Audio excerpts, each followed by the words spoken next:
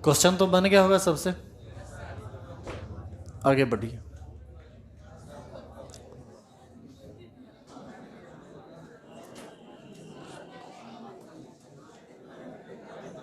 Star लगाइए, heading डालिए। यदि सुनिए, क्वेश्चन यदि नहीं बना हो तो पूछ लीजिएगा बाद में या फिर ऑफिस जाके। अभी टॉपिक हम नया स्टार्ट करते हैं, फिर बाद में लेट हो जाएगा। Effect of activation energy and temperature on rate of reaction. आप याद कीजिए, हम लोग का जो मेन हेडिंग था वह था factor affecting rate of reaction. Rate of reaction पर किन किन चीज़ों का इफेक्ट पड़ता है, इसी को हम पढ़ रहे थे।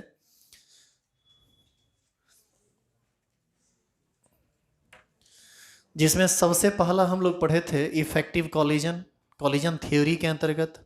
दूसरा पढ़े थे इफेक्ट ऑफ कंसंट्रेशन। आज हम लोग पढ़ रहे हैं इफेक्ट ऑफ एक्टिवेशन एनर्जी, और उसके बाद लास्ट में हम लोग पढ़ेंगे इफेक्ट ऑफ टेम्परेचर। लेकिन एक्टिवेशन एनर्जी और टेम्परेचर दोनों बात एक ही जगह से पता चल जाता है, तो इसको हम लोग साथ साथ हेडिंग के रूप में लिखें।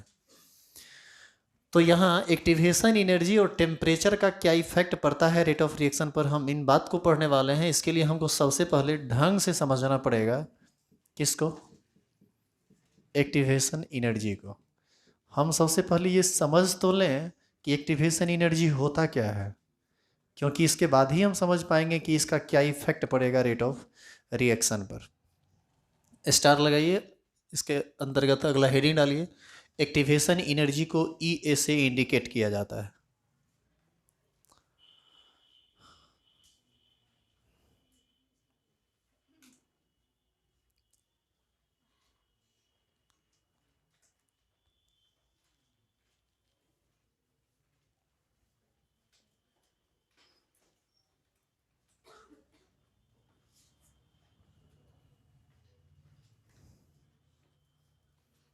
लिख लिए, सुनिए।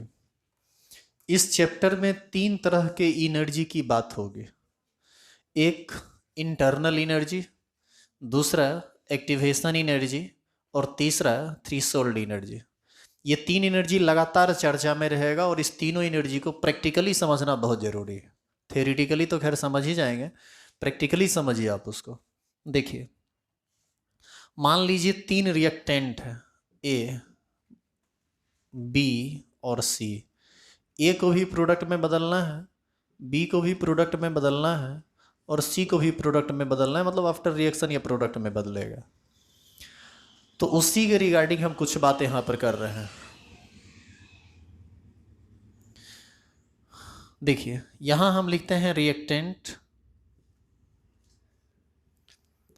फिर यहाँ है ये इंटरनल एनर्जी,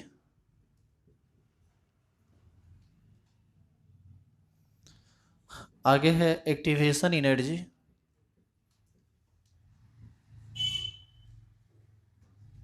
और इसके आगे है थ्रेशोल्ड एनर्जी।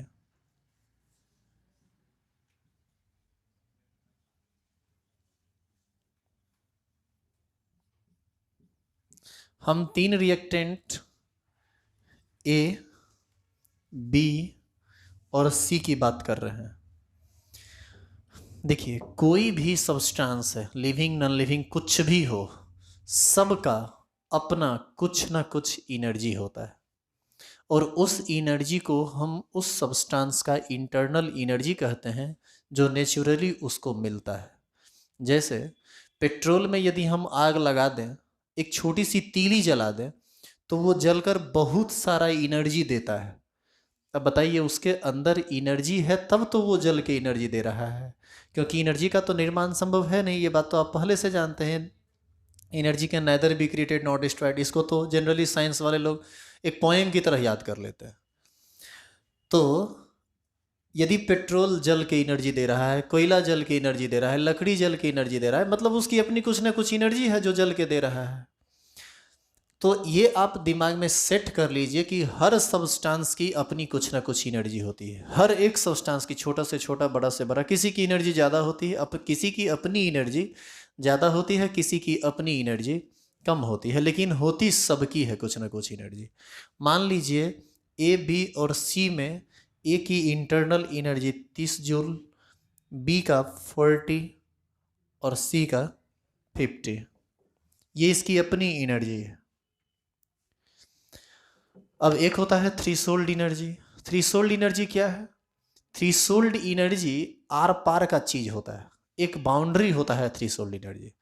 थ्रीशोल्ड एनर्जी के नीचे तक यदि उस चीज का एनर्जी है तो उसका एग्जिस्टेंस उसी रूप में रहेगा, जैसे ए के रूप में रहेगा, बी के रूप में रहेगा, सी के रूप में रहेगा। लेकिन यदि ए की एनर्जी या बी की एनर्जी या सी की एनर्जी थ्रीशोल्ड एनर्जी के इक्वल हो जाए या थ्रीशोल्ड एनर्जी से ज़्यादा हो जाए तो वह अपना नेचुरल एग्जिस्टेंस खो देता है और वहाँ पर केमिकल चेंज हो जाता है। केमिकल चेंज होने का मतलब यहाँ पर केमिकल रिएक्शन होने से है, रिएक्टेंट का प्रोडक्ट में बदलने से है। तो मान लीजिए इस सब की एक थ्रीशोल्ड एनर्जी 60 जूल है। हम यह डाटा अपने मन से मान रहे हैं ताकि आपको एक्टिवेशन एनर्जी समझ में आ जाए। अब देखिए, ए का थ्रीशोल्ड एनर्जी 60 जूल है, बी का भी 60 जूल है, सी का भी 60 जूल है। इसका मतलब क्या है? इसका मतलब है कि ए की एनर्जी जब तक 60 जूल से नीचे रहेगी तब तक ए के रूप में रहेगा, लेकिन जैसे ही इसकी एनर्जी 60 के बराबर या 60 से ज़्यादा होगा, ए नहीं रहेगा, फिर ए किस में कन्वर्ट कर जाएगा? पी में। बी सी के साथ भी सेम कंडीशन हम लगा दिए। अब ज़रा बताइए कि ए की अपनी एनर्जी 30 है और इसको रिएक्शन करना भी है, तो इसकी एनर्जी कितनी और मतलब कितनी हो जानी चाहिए? 60 कम से कम बराबर हो तब तो प्रोडक्ट में बदले। तो अपना इसका एनर्जी 30 है, तो 30 आएगा कहाँ से? ये इन्वायरमेंट से गेन करेगा। हम आप इसको एनर्जी देंगे इन फॉर्म ऑफ हीट और अदर सोर्सेस। तो एक को केमिकल रिएक्शन में इन्वॉल्व होने के लिए हमको कितना एनर्जी, एडिशनल एनर्जी देना पड़ेगा? 30। यही 30 जूल ए का क्या कहलाएगा? Activation energy. एक्चुअल में हम ए को एक्टिवेट करने के लिए ये एनर्जी दे रहे हैं। एक्टिवेट करने का मतलब यहाँ रिएक्शन से प्रोडक्ट, मतलब रिएक्टेंट से प्रोडक्ट में बदल जाना हुआ। बी को हमको कितना, हमारी अपनी तरफ से कितना देना पड़ेगा? देखिए, हम अपनी तरफ से बोलते हैं ना, तो आप समझिए इन्वायरमेंट, दुनिया में दो एगो चीज़ है, एक सिस्टम है और एक सराउंडिंग। तो ये सराउंडिंग से ले रहा है, जिस पर हम काम कर रहे हैं वह सिस्टम है, सिस्टम को छोड़कर बाकी जितना चीज़ है वह सराउंडिंग है। तो बी का अपना एनर्जी 40 है, 20 यदि हम इसको और दे दें तो यह थ्रीशोल्ड एनर्जी को टच कर लेगा और यहाँ कितना देना पड़ेगा? 10 देना पड़ेगा। तो इस तरह से ए का एक्टिवेशन एनर्जी हुआ 30, बी का हुआ 20, सी का हुआ 10 और यही इसका एक्टिवेशन एनर्जी है। तो आप इंटरनल एनर्जी समझे क्या है? इंटरनल एनर्जी वह एनर्जी है जो उसको नेचुरली मिलता है। थ्रीशोल्ड एनर्जी कौन एनर्जी है? यह वह एनर्जी है जिसको पाकर यह कन्वर्ट कर जाएगा किस में? प्रोडक्ट में। और एक्टिवेशन एनर्जी क्या है? यह वह एडिशनल एनर्जी है जिसको लेकर रिएक्टेंट कन्वर्ट करेगा प्रोडक्ट में। देखिए, यह वह टोटल एनर्जी है जिसको पाकर वह रिएक्टेंट प्रोडक्ट में कन्वर्ट करेगा। टोटल एनर्जी का मतलब यहाँ पर internal energy plus activation energy से है। और एक्टिवेशन एनर्जी क्या है? यह एडिशनल एनर्जी है given to the reactant molecules to takes part in a chemical reaction. तो ऐसी स्थिति में इस तीनों को थोड़ा, इसीलिए हम आपको बोल रहे हैं थोड़ा प्रैक्टिकली इसको समझिए कि क्या है। 3 तरह का एनर्जी, इंटरनल एनर्जी जो नेचुरली मिला, थ्रीशोल्ड एनर्जी जो टोटल एनर्जी चाहिए जिसके जहां पर आर पार की लड़ाई होती है रिएक्टेंट और प्रोडक्ट के बीच, और एक्टिवेशन एनर्जी क्या है? एक्टिवेट करने के लिए जो एडिशनल एनर्जी हम देते हैं। देखो, पेट्रोल में अच्छा एक बात बताइए, पेट्रोल जलता है तो खूब एनर्जी देता है। अब ज़रा बताइए कि क्या पेट्रोल अपने अपने जलेगा क्या? उसमें कम से कम एक तीली तो जलानी पड़ेगी। तो तीली जलाइए, आग पकड़ लेगा, आग पकड़ने के बाद खूब एनर्जी देगा। कोयला भी जलता है तो खूब एनर्जी देता है, लेकिन क्या अपने आप आग पकड़ेगा? वहाँ भी आग पकड़वाना पड़ता है, बाद में वो एनर्जी देता है। तो हमारा देखिए, सोडियम के केस में जब आप बात करते हैं, आप सोडियम को कहाँ रखना चाहते हैं पहले आप ये बताइए? कहाँ? रूम टेम्परेचर पर। रूम टेम्परेचर पर क्या क्या होगा उसके साथ? Spontaneous combustion. स्पॉन्टेनियस कंबसन होगा तो आप ऑक्सीजन दे रहे हैं, सॉरी, ऑक्सीजन के प्रेजेंस में ये रिएक्शन होगा। ऑक्सीजन के प्रेजेंस में रिएक्शन होगा तो पहले एटमॉस्फेयर से वह एनर्जी लेगा, बाद में एनर्जी देगा, और स्पॉन्टेनियस कंबसन रिएक्शन होगा जहाँ पर वह एक्सोथर्मिक रिएक्शन दिखाएगा। अभी हम आपको एक ग्राफ बताएंगे, उस ग्राफ से आपको ये बात क्लियर हो जाएगा जब एक्टिवेशन एनर्जी पूरा समाप्त हो जाएगा तब। ठीक है, देखिए इधर। तो क्या बोल रहे थे, दिमागों से निकल गया। बिच्छे में जैसा ना टोकते हैं। हाँ, तो कोयला को भी जलाएंगे तो एनर्जी देगा, पेट्रोल को भी जलाएंगे तो एनर्जी देगा। अब एक बात बताइए, जलाना किसको आसान है? पेट्रोल को। मतलब एक्टिवेट करना किसको आसान हुआ? पेट्रोल को। यहाँ से एक कंक्लूजन निकलता है कि अलग अलग सब्सटेंस का जो एक्टिवेशन एनर्जी होता है वह अलग अलग होता है। अच्छा एक बात बताइए, ए को एडिशनल 30 जूल देना पड़ेगा, सी को एडिशनल 10 जूल देना पड़ेगा। आप बताइए तो रिएक्शन का रेट कहाँ ज़्यादा होगा? सी के केस में। क्यों? क्योंकि यहाँ पर कम ही एनर्जी लेकर यह रिएक्शन कर लेगा जो काम जल्दी हो सकता है। तो यहाँ से कंक्लूजन यह भी निकलता है कि जिसका एक्टिवेशन एनर्जी कम होगा उसका रेट ऑफ रिएक्शन ज़्यादा होगा, रिएक्शन फास्ट होगा। बात समझ में आ रही है? तो मतलब नॉर्मली आप ये समझ में आया आपको कि एक्टिवेशन एनर्जी कहीं ना कहीं रेट को प्रभावित करेगा। पूरा कैलकुलेशन वगैरह तो बाद में आएगा, अभी आप सिर्फ इतना समझिए कि एक्टिवेशन एनर्जी का असर पड़ेगा रेट ऑफ रिएक्शन पर। क्लियर है यहाँ तक? इसको उतारिए।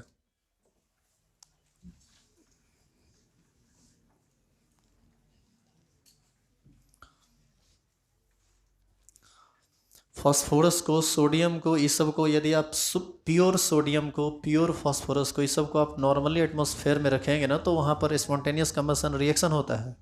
वह ऑक्सीजन के साथ काफ़ी तेज़ी से रिएक्शन करता है, इसलिए क्योंकि वह काफ़ी अनस्टेबल चीज़ होता है। काहे अनस्टेबल होता है ये सब जब आप इनऑर्गेनिक पढ़ेंगे, पी ब्लॉक एलिमेंट, उसमें आपको बताया जाएगा।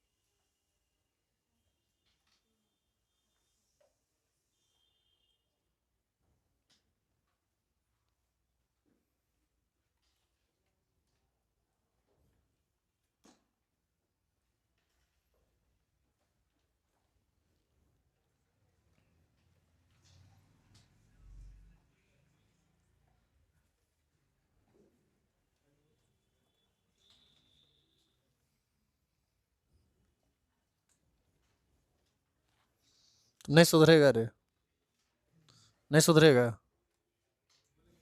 हाँ नहीं सुधरेगा, एकदम जब पतित हो गया है एकदम।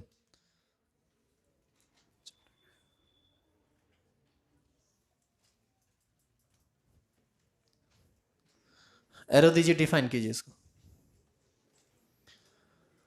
एक्टिवेशन एनर्जी का डेफिनेशन लिखा रहे हैं, लिखेंगे additional energy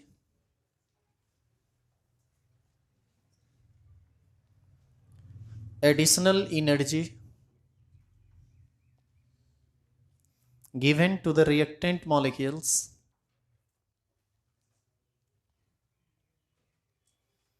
additional energy given to the reactant molecules to takes part in a chemical reaction.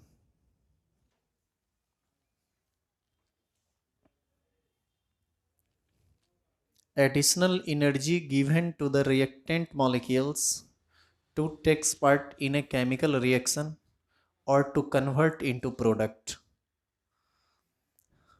or to convert into product is called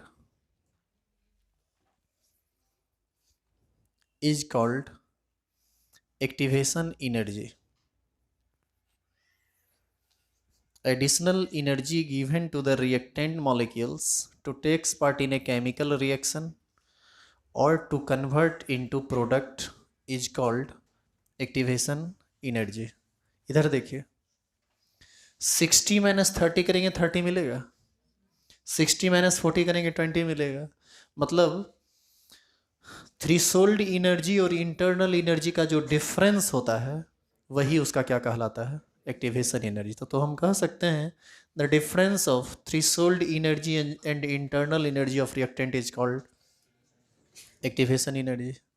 arrow दीजिए, लिखिए और लिखेंगे the difference of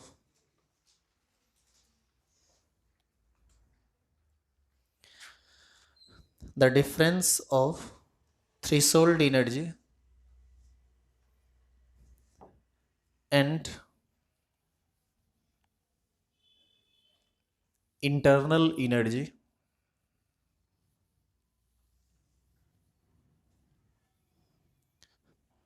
is called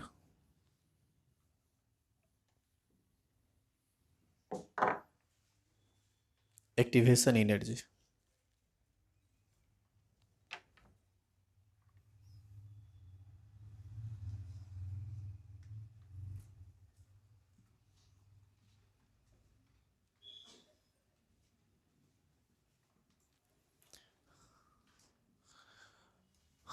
इस एक्टिवेशन एनर्जी को आप एक graph पर समझिए जिस पर आपको बहुत सारा बात अलग से और भी समझ में आएगा। मान लीजिए कि ए कोई रिएक्टेंट है जो कन्वर्ट होता है प्रोडक्ट पी में आफ्टर रिएक्शन। अब इस पर एक ग्राफ समझते हैं और इस ग्राफ पर एक्टिवेशन एनर्जी को समझेंगे और इसी ग्राफ पर आपका भी बात समझ में आ जाएगा जो आप बोल रहे थे। पहले तो दिमाग से एक जो कंसेप्शन बैठा हुआ है उसको निकालना पड़ेगा आपको, क्योंकि जनरली लोगों के दिमाग में यहाँ पर एक गलत कंसेप्ट बैठता है, उसको समझिए। तो क्या हम बोल रहे हैं अभी नहीं समझ में आएगा, हम ग्राफ लिखते हैं, बनाते हैं, ड्रॉ करते हैं, तब देखते हैं। देखो इधर हम नीचे लेते हैं टेम्परेचर और इस तरफ है एनर्जी।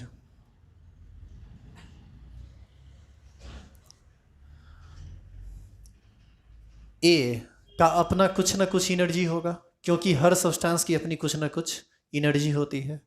मान लेते हैं कि वह यह है, मतलब यहाँ से लेकर यहाँ तक, इसको हम एच ए कह रहे हैं, इसको इंथैल्पी ऑफ ए भी कहा जा सकता है, यानी ये ए का अपना एनर्जी है।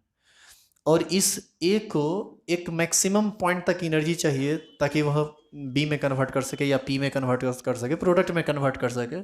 और एक्चुअल में वही एनर्जी क्या कहलाता है, थ्रीशोल्ड एनर्जी। तो ये जो पॉइंट है इसको हम ले लिए हैं क्या, थ्रीशोल्ड एनर्जी। अब ए को बदलना है किस में, पी में। तो हमको क्या करना पड़ेगा, हमको अपनी तरफ से उसको एनर्जी देनी पड़ेगी। टेम्परेचर हम बढ़ाएंगे, हीट के फॉर्म में एनर्जी जाएगा, वहाँ एनर्जी बढ़ेगा। एनर्जी यदि बढ़ेगा तो धीरे धीरे ये बढ़ता जाएगा बढ़ता जाएगा। इस तरह से बढ़ते बढ़ते बढ़ते बढ़ते एक स्थिति ऐसी आएगी जब वो किसको टच कर लेगा, थ्रेशोल्ड एनर्जी को। वास्तविकता यह है ना कि अब यदि आप टेम्परेचर बढ़ाइएगा भी तो वह ए के रूप में नहीं रहेगा। वह जैसे ही इस पॉइंट को टच करेगा, इस पॉइंट को टच करने के साथ ही एक इसमें कन्वर्ट कर जाएगा पी में। और अब आप टेम्परेचर घटा दीजिए, टेम्परेचर बढ़ा दीजिए, टेम्परेचर को उतने रखिए, इस बात से कोई फर्क नहीं पड़ता है, क्योंकि यहाँ से लेकर यहाँ तक ए अपने एग्जिस्टेंस को मेंटेन रखा।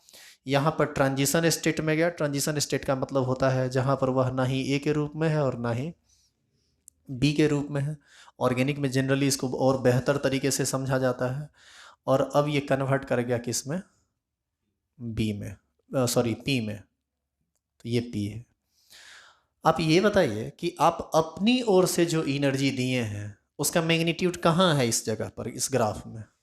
यदि हम यहाँ से लेकर यहाँ तक के पॉइंट को दिखला दें, हाँ या ना, तो ये वाला जो चीज़ है यहाँ से लेकर यहाँ तक, हम यहाँ पर एक पैरेलल लाइन अपने मन से डाल दिए हैं ताकि एक्टिवेशन एनर्जी को और बेहतर तरीके से दिखा सकें।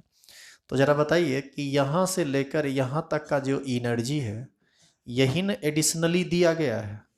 इसी को हम क्या बोलेंगे, एक्टिवेशन एनर्जी। और यहाँ से लेकर यहाँ तक ये क्या है? Internal energy.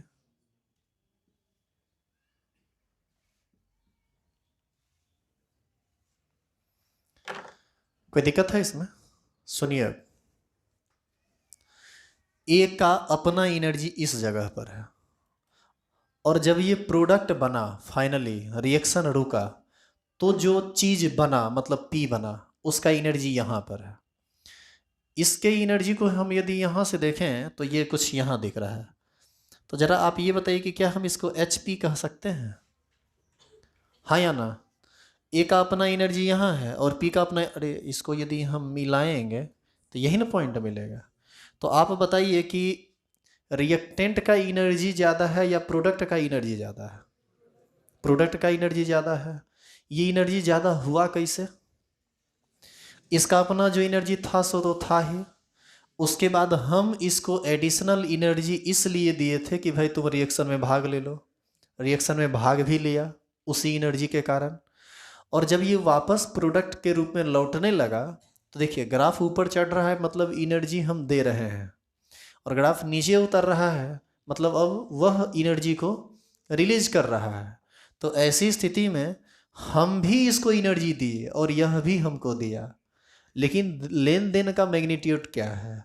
हम दिए ज़्यादा और वह लौटाया हमको कम, यानी हमारा कुछ एनर्जी वो रख लिया, और जितना एनर्जी रखा एक्चुअल में उतना से ही इसका एनर्जी बढ़ गया। क्या इस बात को समझ रहे हैं आप? तो प्रोडक्ट का अपना एनर्जी बढ़ गया और ओवरऑल हीट को ये एब्जॉर्ब कर लिया। क्या बात समझ में आया? क्योंकि लौटते वक्त उतना एनर्जी वो लौटा नहीं पाया जितना हम इसको दिए थे। इसी टाइप का रिएक्शन कहलाता है एंडोथर्मिक रिएक्शन। क्लियर है ये चीज? अब देखिए, यदि यही ग्राफ यहां तक आता कुछ ऐसे, यहां पर P बनता, तो ये लगभग इसके बराबर है। तो ऐसी स्थिति में जितना हम इसको दिए उतना ये हमको दिया, मतलब हीट का कोई लॉस गेन नहीं हुआ, ओवरऑल हीट का कोई लॉस गेन नहीं हुआ। तो ऐसा रिएक्शन क्या कहलाएगा? आइसोथर्मिक।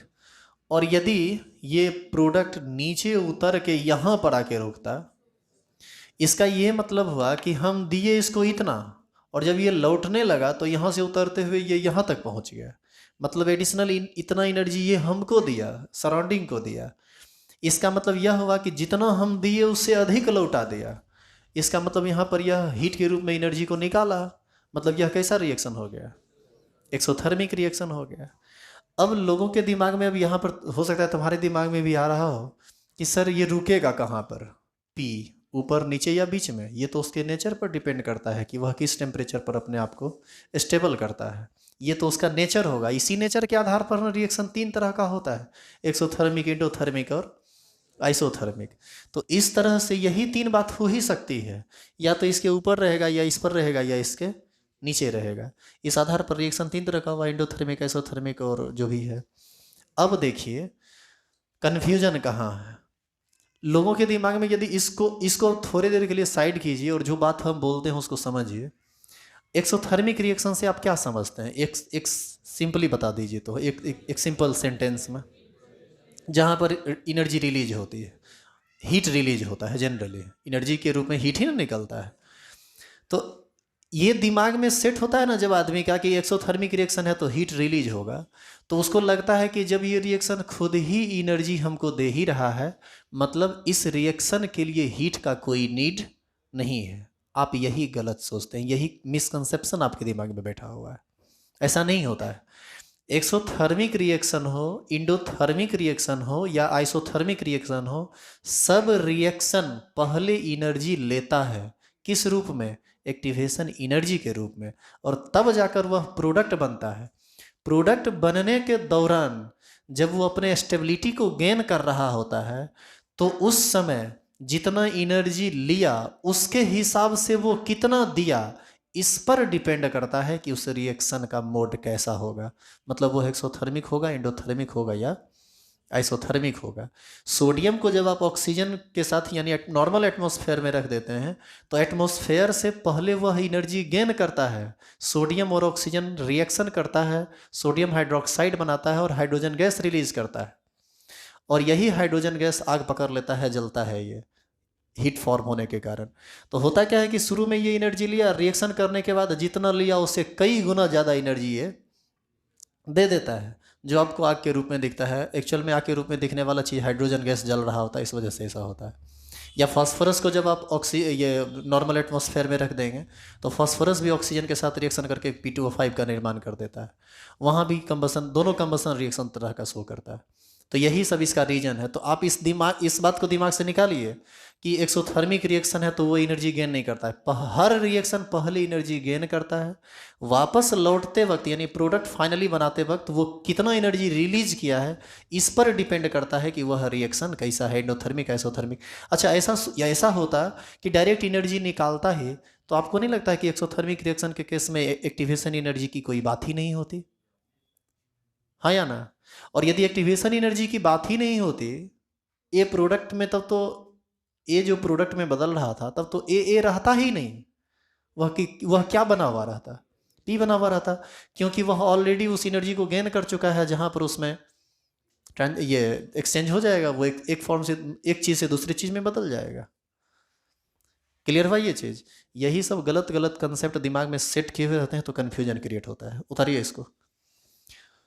अच्छा, एक बात और, एक ही रिएक्शन पर क्या ये तीनों चीज़ संभव है? कोई एक को चीज़ ना होगा। समझाने के लिए भले हम बना दिए हो, लेकिन आप बनाइए कोई एक। हालांकि आप याद कीजिए हम बताए थे शाम वाले बैच में, इधर कुछ दिन पहले बता रहे थे इंडोथर्मिक एक्सोथर्मिक। अरे शाम में नहीं पढ़ाए थे, ये भूल जाता है।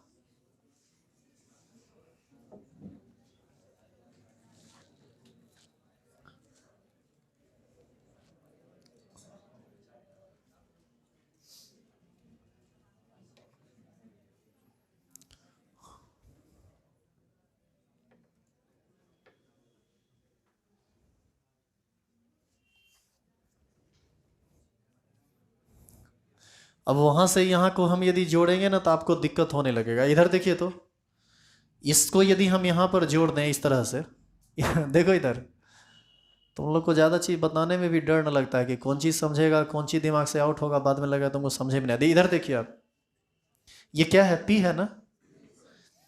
ए से पी में बनने के लिए एक्टिवेशन एनर्जी यहाँ से यहाँ तक है। जरा बताइए तो, यदि ये रिवर्सिबल रिएक्शन होता तो पी को ए में बदलने के लिए कितना एक्टिवेशन एनर्जी की जरूरत पड़ेगी? इतना। अरे ये यहाँ से यहाँ आ रहा है। अरे बैकवर्ड में जो लोग 11th में पढ़े हैं केमिकल इक्विलिब्रियम, बस हम उतने को कह रहे हैं, क्योंकि हम इस चीज़ से उसको जोड़ रहे हैं। जोड़ने के लिए सब जगह से सब चीज़ जुड़ सकता है, लेकिन कंसेप्ट क्लियर हो तब। तो बताइए यहाँ से यहाँ तक एक्टिवेशन एनर्जी हुआ, ये एक्टिवेशन एनर्जी हुआ EF, और ये एक्टिवेशन एनर्जी हुआ EV। Activation energy of forward reaction, activation energy of backward reaction. और आप याद कीजिए activation energy of forward reaction minus activation energy of backward reaction, इसी को ना डेल्टा H कहे थे, याद है? और आप देखिए तो यह HA है, मतलब रिएक्टेंट का इंथैल्पी, यह है प्रोडक्ट का इंथैल्पी, दोनों में डिफरेंस कितना है? यही ना। तो यही चीज़ है EF माइनस EV। तो यदि ढंग से सोचोगे ना, अब देखो इस पर हम तनी मनी को बात नहीं किए हैं, बहुत बड़ा बड़ा बात कर चुके हैं। हो सकता है सब आदमी को समझ में ना आया हो, क्योंकि क्लास में उस समय बहुत कम लोग रहते थे। 11th में ये एक्स्ट्रा क्लास हम दे रहे थे, उसमें ये बात बताए थे। छोड़ो ना, कितना पढ़ेगा, उतारो जितना ज़रूरत, पागल हो जाएगा।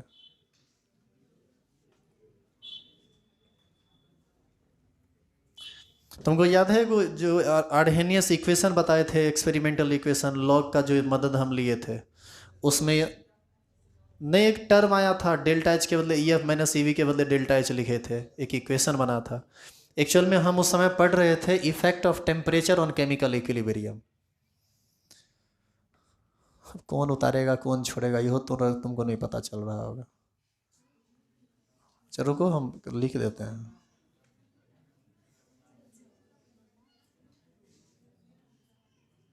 यह उतार लिया, कुछ भी कर सकता है।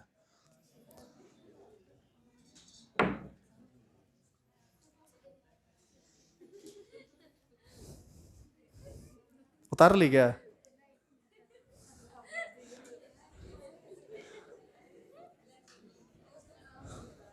कोई बात नहीं, काट के फिर से उतार लीजिए। देखो साइंस में ना ग्राफ एक बहुत बहुत मायने रखता है। केमिस्ट्री में तो इतना ज़्यादा कि एक ग्राफ पर कितना चीज़ समझा जा सकता है। सुनिए बताते हैं इस ग्राफ पर कितना चीज़ समझा जा सकता है। हम एक तरफ से सब बात बोलते हैं। समझा जा सकता है endothermic reaction, isothermic reaction, exothermic reaction. इस पर समझा जा सकता है इंटरनल एनर्जी, इस पर समझा जा सकता है enthalpy, change in internal energy, change in enthalpy. इस पर समझा जा सकता है केमिकल इक्विलिब्रियम का forward case, backward case, effect of temperature. और भी बात हो तो और भी बहुत तरह का बात निकलेगा, खाली इस पर सोचना पड़ेगा बैठ के, लेकिन उतना टाइम तुम्हारे पास भी नहीं है। यहाँ रिसर्च करने का विषय वस्तु नहीं आई है। अभी आप नॉर्मल अपना सिलेबस पढ़िए, बातें होती रहेगी। ऐसा ही तुम्हारा दिमाग बहुत का हैंग कर रहा है, हम देख रहे हैं, सिस्टम चॉक करना शुरू कर दिया है।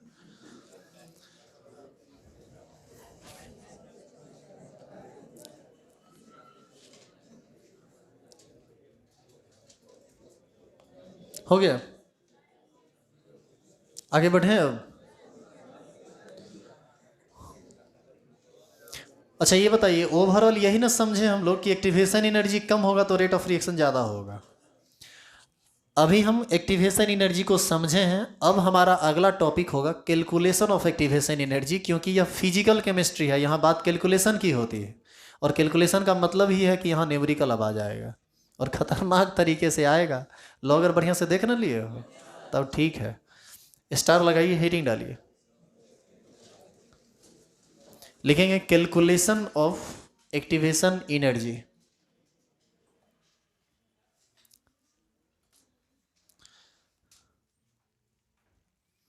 इसको एनर्जी बैरियर ग्राफ जानते हो क्यों कहते हैं? ए को पी में बदलने से कौन रोक रहा था? Activation energy. अरे यही ना बैरियर बना हुआ था, वो बैरियर खत्म हुआ, प्रोडक्ट में बदल गया, इसीलिए इसको एनर्जी बैरियर ग्राफ कहा जाता है। लिखेंगे कैलकुलेशन ऑफ एक्टिवेशन एनर्जी, नीचे एरो दीजिए और लिखिए, लिखेंगे calculation of activation energy is done by Arrhenius experimental equation.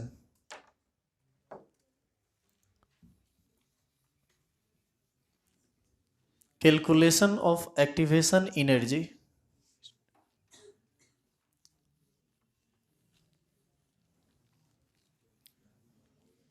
is done by Arrhenius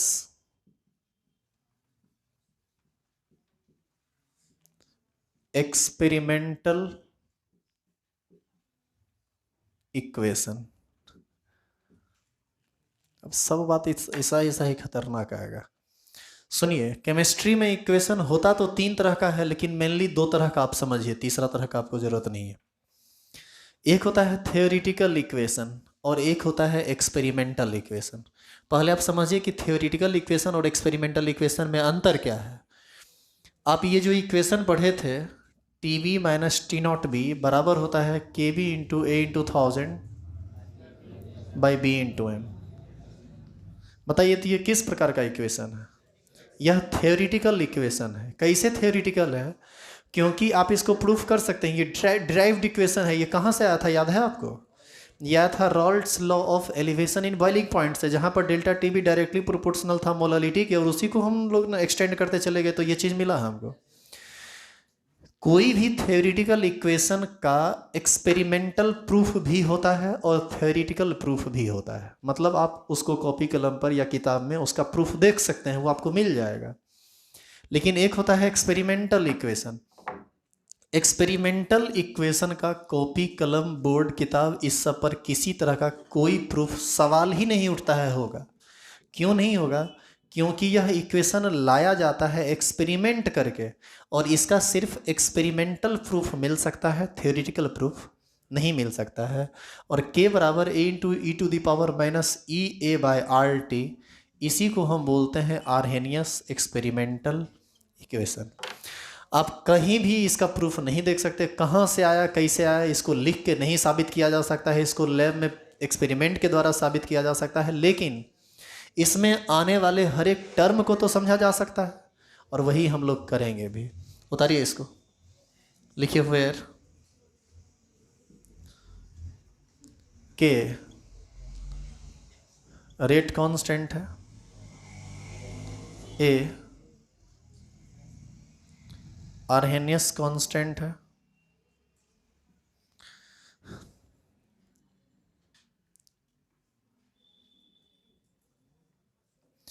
इसका एक और नाम है फ्रीक्वेंसी फैक्टर। क्या हुआ, क्या तकलीफ है रे? बेंच हिलता है? देखो उसको क्या दिक्कत है, उसको दिक्कत नहीं दो, बहुत रईस बुतरू है वो। इसी का एक और नाम है प्री एक्सपोनेंशियल फैक्टर।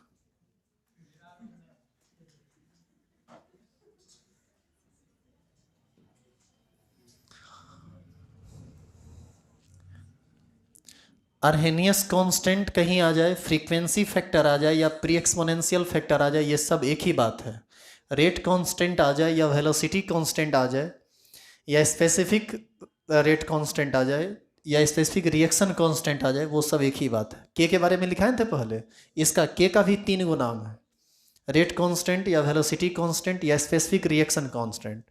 ए का भी 3 नाम है, आर्हेनियस कांस्टेंट, फ्रीक्वेंसी फैक्टर, या प्री एक्सपोनेंशियल फैक्टर। 3 में से कोई एक बात लिख देता है। ये देखो ई, सुनिए, ये किस चीज़ का सिंबल है? सिग्मा। ये इंटीग्रेशन का। सुनिए, ये जोड़ का घटाव गुना भाग, यही सब है ना। उसी प्रकार जैसे ये सब एक सिंबल है और मैथमेटिकली हम लोग इसका यूज करते हैं इक्वेशन को लिखने के लिए, उसी प्रकार ई एक exponential term, exponential mathematical term है। इसका यूज किया जाता है इक्वेशन को लिखने के लिए। जब हम इस इक्वेशन को सॉल्व करेंगे तो ये ई अपने आप खत्म हो जाएगा। और आप याद कीजिए, उस सामने हम ये बात एक बार बताए भी हैं इसमें, याद है ln e बराबर 1 होता था, जहाँ पर e हट जाता था अपने आप। तो इसके लिए टेंशन नहीं है। वैसे ई के बारे में आप लिख जरूर लीजिए, यह एक्सपोनेंशियल टर्म है। मैथमेटिक्स में इसका एक वैल्यू होता है 2.71 समथिंग, लेकिन ये सब खत्म हो जाएगा तो ज़्यादा इसका यहाँ ज़रूरत है नहीं।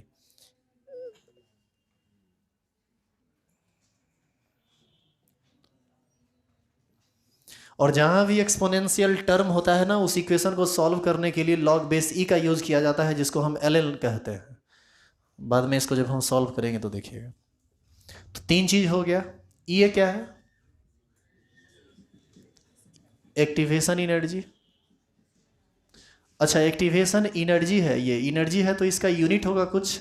ये या तो आपको जूल पर मोल में रहेगा, या फिर आपको ये रहेगा कैलोरी पर मोल में। आर क्या है? आर गैस कांस्टेंट है, और इसका 2 ही वैल्यू आप ले सकते हैं। 8.31 लेंगे जब जूल में लेंगे तब, और आर का वैल्यू 2 लेंगे कैलोरी में रहेगा तब, कैलोरी पर मोल पर केल्विन। और बचा कौन चीज? टी। टी क्या है? टी है टेम्परेचर। किस यूनिट में? केल्विन में। Temperature in kelvin always. क्या कोई नया टर्म बचा हुआ है इसमें? बोलिए। अरे सब तो हो ही गया ना। देखो अभी सब हुआ है, लेकिन अभी तुम इंडिविजुअली समझे कि सब हो गया। अभी भी इसमें कुछ बात है, लेकिन इसको हम लोग नेक्स्ट क्लास में करेंगे। नेक्स्ट क्लास में समझेंगे e⁻⁻⁸ ओवरऑल ये क्या है, लेकिन ये कल देखेंगे, इसको समझाने में टाइम लगेगा।